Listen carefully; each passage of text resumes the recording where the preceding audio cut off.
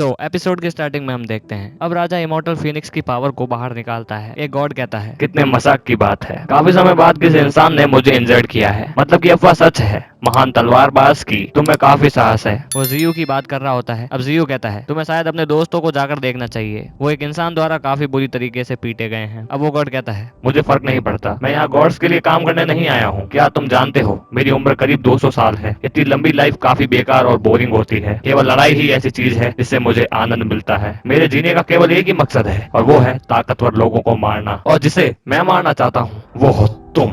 अब राजा कहता है, जीयू बहुत अच्छा, ऐसे ही डटे रहो। ये कवच मेरी जीवन की शक्ति को खींच रहा है, लेकिन अभी ये मैटर नहीं करता। अब जुआन कहता है, कितनी जबरदस्त है ये ताकत, ऐसी ताकत जिसके बारे में किसी ने नहीं सोचा होगा।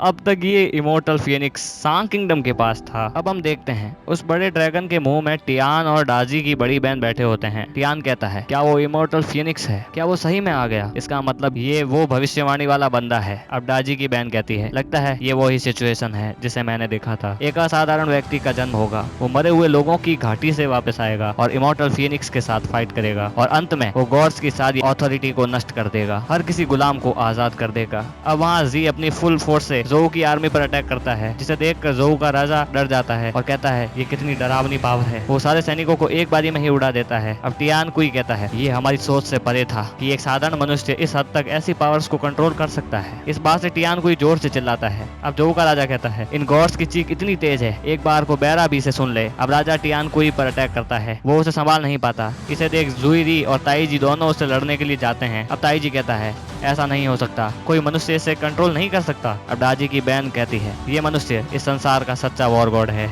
वहाँ वो गॉड असुरा नाम की डिवाइन पावर से काफी सारे वॉल्व्स लाता है और अपनी फुल फोर्स से जीयू पर अटैक करता है। जीयू उसे डॉज कर देता है। अब जीयू पर जैसे ही वॉल्व्स अटैक करते हैं, वो अपनी पावर से स्वॉर्ड लाता है और एक एक करके उन वॉल्व्स को मारता है। अब वो गॉड अपनी पावर्स को और बढ़ाता है, जिसे देख जीयू मल्टीपल स्वॉर्ड एक बारी में बुलाता है और सभी वॉल्व्स को एक बारी में ही मार देता है। और वहीं दूसरी तरफ राजा जी अपनी डिवाइन पावर से एक बारी में गॉड्स को दूर फेंक देता है, जिसे ताईजी देखकर डर जाता है। अब वो सीधा अटैक जुईरी, जो एक यंग गॉड होता है, उस पर अटैक करता है, लेकिन उसकी स्पीड काफी ज्यादा होती है और वो एक थंडर गॉड भी होता है। वो उसे मार नहीं वाला होता है, पर राजा काफी फास्ट वे में उसे डॉज करता है और सीधा पीछे आकर उस पर अटैक करता है, पर जुईरी भी उसका वो अटैक डॉज कर देता है। अब सभी सैनिक कहते हैं, राजा हाईएस्ट रैंक के गॉड से भी अकेला लड़ रहा है। अब जोऊ का राजा खड़ा होकर आगे आने लगता है। सांग के सैनिक उस जगह की लड़ाई में और इंटरफेयर नहीं करते और कहते हैं, लगता है शायद जोऊ के सैनिक भी यही सोच रहे होंगे। अब वहाँ जीयू सभी वॉल्स को एक साथ मार देता है, जिसे देख वो गॉड चौंक जाता है। इस पर वो जीयू का गला पकड़ लेता है, पर जीयू अपनी पावर से एक बड़ी स्वॉर्ड लाता है और सीधा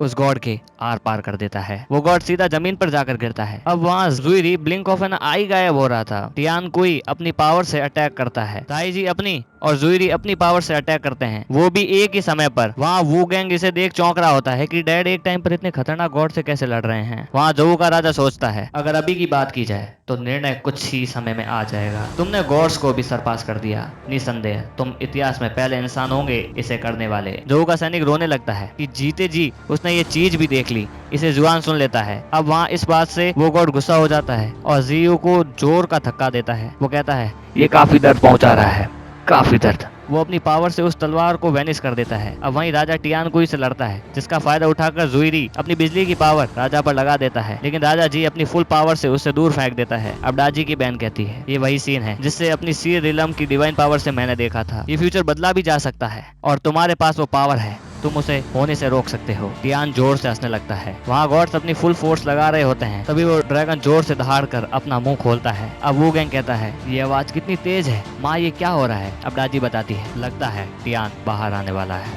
टियान उस ड्रैगन के मुंह से धीरे धीरे बाहर आता है और ये एपिसोड यहीं एंड हो जाता है। सो गाइस, अगर वीडियो पसंद आई हो तो वीडियो को लाइक कर देना, चैनल को सब्सक्राइब कर देना। मिलते हैं अगली वीडियो में। Till then bye.